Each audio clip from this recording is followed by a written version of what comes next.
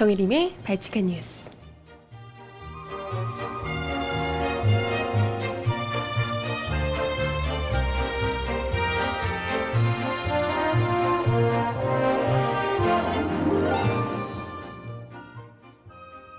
여러분 안녕하세요. 1월의 마지막 날 발칙한 뉴스 정혜림입니다. 경찰이 백날 도둑을 지키면 뭐하나, 집주인이 도둑을 잡을 마음이 없는데 구제역 100% 실비 보상하는 것을 두고 지난 27일 윤증현 기획재정부 장관이 한 말입니다. 그리고 또 구제역 보상비로 예비비까지 동일할 지경이다.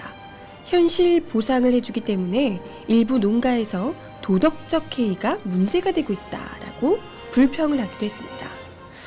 그런데 정말 윤중현 장관의 말대로 농민들이 구제역 뒤에서 웃고 있을까요? 사실 알고 보면요, 실제로 한우 195마리, 아니요, 195마리 하고 사슴 5마리를 키우던 농민이 이번에 이 모두를 구제역으로 살처분했던 그 분이 계시는데요. 이분의 경우 보상금을 3억 9천만 원을 받았지만 실제 투자했던 금액은 15억이라고 합니다. 그러니까 5분의 1밖에 받지를 못한 거죠. 이런 분들이 과연 구제역 뒤에서 보상금 그거 받았다고 웃고 있을까요? 아니라고 봐요. 윤중현 장관 이런 분들 때문에 아마도 이 노래를 제가 꼭 틀어대지 않을까 싶습니다. 첫 곡 크라잉넛의 말 달리자 들으시고요. 오늘 이 이야기 먼저 함께 해보도록 하겠습니다. 신청곡 있으신 분 올려주세요. 세상에 이럴 수가. 아무리 1월의 마지막 날이고 게다가 월요일이라고는 하지만 접속자 수가 이럴 수 있나요? 나 진짜 상처받았어.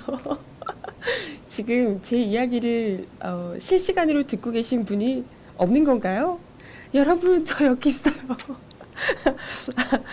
진짜 안쓰미네요. 네. 그래도 나중에 여러분들이 다 다운을 받아서 들으실 거라고 저 혼자 위안을 하면서 네. 이야기 해보도록 하겠습니다. 제가 오프닝에서 이렇게 열받는 이야기를 했는데 함께 같이 분노를 터뜨려주는 분이 없으시다니 가슴이 아픈데요. 네. 윤중현 기재부 장관이 지난 27일 날 최악의 구제역으로 지금 자식 같은 가축들을 잃은 이 축산 농민들에게 정말 끔찍하디 끔찍한 정말 악질적인 막장 개드립을 날려서 논란이 되고 있습니다. 뭐라고 하셨냐면요. 경찰이 백날 도둑을 지키면 뭐하냐? 집주인이 도둑을 잡을 마음이 없는데 라고 하면서 축산농민들은 도둑 잡을 마음 없는, 어떻게 보면 도둑이나 마찬가지의 그런 보상금 타먹는 떨거지들, 이 정도로 표현을 했습니다. 이게 고위당정회의에서 이야기를 한 건데요. 이런 얘기를 하자마자 회의의 한 참석자는 윤중현 말에 맞다고 치면서 지금 몇십억, 몇백억 보상받은 농가들도 있고 그 사람들은 벌써 살처분 다 해놓고 베트남에 골프 치러 갔다더라 라고 하면서 마치 이 축산농민들이 살처분 생매장을 즐기고 있다는 듯이 이참에 이 기회 삼아서 한탕을 했다, 한몫 잡았다 라고 생각을 하는 것처럼 보상비를 타먹는 파렴치한으로 몰고 갔습니다. 정말 이런 이야기를 그것도 고위 당정회의에서 할 정도면 어느 정도로 근거 자료를 가지고 이야기를 좀 하셔야 할 텐데 근거 자료가 있는지는 모르겠습니다. 제가 아까 이야기를 드렸지만 현실적으로 지금 현재 경기 이천의 한 축산농민, 이런 분들이 보통이라는 겁니다. 15억 원을 들여서 이런 농장을 운영을 하고 계셨지만 투자비가 15억이었지만 그것도 막 대출 다 받고 해가지고 빚을 내서 15억, 몇십억 마련을 해서 했지만 실제로 정부로부터 보상금을 지급받는 것은 3억여 원에 불과하더라. 5분의 1밖에 받지 못한다더라. 그것도 이분들이 앞으로 몇 년간은 축산업을 지금 원래대로 못하게 되시는 거잖아요. 이분들 같은 경우에. 그리고 기존에 한 6개월 가량은 구제역 일어났던 곳에서는 아예 들여와서 키울 수 없고, 그 이후로 한다고 하더라도 아무튼 원 상태로 복구가 되려면 몇 년 걸리는 거니까요. 이런 것까지 생각하면 정말 막대한 피해가 있는 건데, 이분들의 마음을 그냥 보상금 받아서 닐리만보 아싸리 좋구나라고 하는 그런 정도로 치부를 해버리고 있다라는 거는, 아직도 우리가 그렇게 욕을 하고 비판을 하고 했는데도 불구하고 아직도 얘들이, 정부가 현실 파악을 못하고 있다. 그것도 기획재정부 장관, 그래요. 자기는 농림부 장관 아니라는 거죠. 돈 얘기해야 되는 기재부 장관이다 라고, 그래서 그런지 모르겠으나 아무리 그래도 어쩜 이렇게 보상금 나가는 걸, 그것도 정부에서 지들이 미리미리 잡지 못해서 돈 나가는 걸 가지고 농민들이 야 니들 좋겠다? 너네 보상금 많이 타먹고 너네 놀러 간다며? 이런 식으로 얘기를 할 수 있는지, 이 축산농민들이 얼마나 뒷목 잡고 쓰러질 일인가 생각이 듭니다. 어쨌건 이런 윤증현 개들이 때문에 한우협회 등 축산농민들도 그동안 참아왔던 분노를 폭발하고 있다고 하는데요. 분노를 터뜨리고 있다고 하는데요. 대부분의 축산농가는 지금 죽지 못해 살고 있는데, 정부 부처 그리고 국무위원이라고 하는 분들이 이런 이야기를 했다고 하면 정말 진짜 이 나라에 살기가 싫다. 이렇게 되면 우리가 정말 반정부 투쟁할 수밖에 없을지도 모른다 라고 분노를 터뜨렸다고 합니다. 그죠? 얼마나 서러우시겠어요. 그죠? 지금 가뜩이나 제가 이야기를 드린 게 전남, 그리고 경남, 제주도, 전북 이 정도가 살아남았었다고 이야기를 드렸던 것 같은데, 지금 경남도 얼마 전에 뚫렸죠. 그리고 오늘 들어온 이야기를 보니까 전남에서도 의심 신고가 들어왔다 그래요.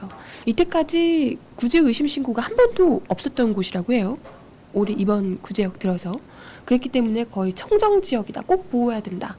고향에도 내려오지 마시라 이야기가 돌았던 곳인데, 전남에서도 지금 구제역 의심 신고가 접수돼서 거의 초긴장 상태에 빠졌다고 합니다.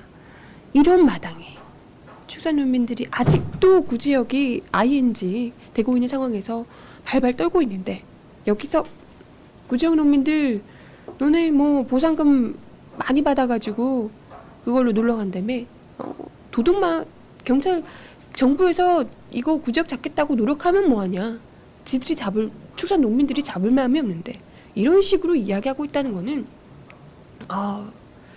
축산 농민들의 아픔을 정부에서조차, 어쩌면 정부가 가장 이 축산 농민들의 아픔에 통감하고 가장 먼저 발붙고 나서야 하지만 전혀 그렇지 못하다고 있다는 거, 보여주고 있는 사례가 아닌가 싶습니다. 이런 가운데 유엔 식량 농업기구에서 지난 27일 한국에서 반세기 만에 세계 최악의 구제역이 발생했다라고 하면서 경계령까지 내렸다고 합니다. MB 집권 이후에 구제역 청정국에서 구제역 상시 발생국으로 전락하게 된 거죠. 이게 과연 누구 탓일까? MB 정부가 스스로 생각을 좀 해봤으면 하는 생각이 듭니다. 이런 와중에 유정복 농림산식품부 장관, 자기가 이 사태가 다 마무리되면 자기는 사퇴를 하겠다 이야기를 했다고 하는데요. 그렇지만 지금은 상황이 너무 심각하기 때문에 일단 일을 다 처리해놓고 사퇴를 하겠다. 지금은 자리를 비우기 어렵다라고 이야기를 하셨다고 하죠. 어머, 아직도 안 그만뒀어요? 난 그만둔 줄 알았네. 워낙 하시는 일이 없어서. 네, 일을 하고 계시는데 지금 이런 거죠, 상황이. 좀 있으나마나 한 농림수산식품부 장관. 제 생각에는 지금 사퇴하셔도 별로 크게 문제가 없을 것 같아요. 그렇지 않아요? 엄니님 들어오셨군요. 반가. 네, 환영해요. 제가 이야기하는 동안. 아무튼 국민들과 축산농민들과 지금 구제역 문제와 관련해서 전혀 아픔을 함께 하고 있지 못한 이 정부의 마인드, 그리고 함께 하기는커녕 어떻게 하면 내 책임을 딴 사람한테 떠넘길까를 고민하는 정부 모습을 여실히 보여주고 있는 정부입니다. 책임을 넘긴다고 해서 국민들이 정말 그 책임이 딴 사람에게 있다. 아, 우리 국민들이 잘못한 거구나 라고 생각하진 절대로 않죠. 그걸 좀 알았으면 하는 생각이 드는데 답답하죠. 아무튼 윤중현 장관도 이참에 유정복 농림수산식품부 장관이랑 같이 패키지로 사퇴를 좀 해줬으면 하는 생각도 드네요.